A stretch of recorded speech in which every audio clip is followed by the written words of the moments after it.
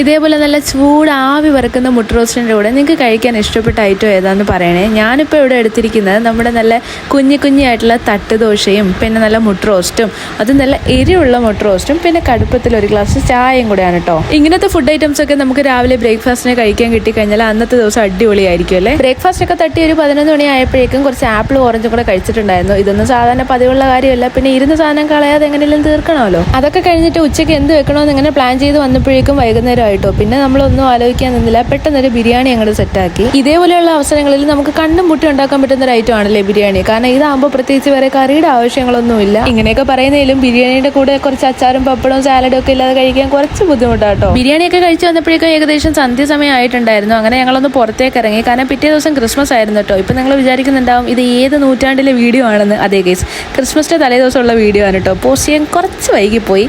പിന്നെ ഈ കാണുന്ന സാധനങ്ങളൊക്കെ കഴിച്ചിട്ട് കയറി കിടന്നുറങ്ങി. അപ്പോൾ അത്രേ ഉള്ളൂ ഗൈസ്, ബൈ.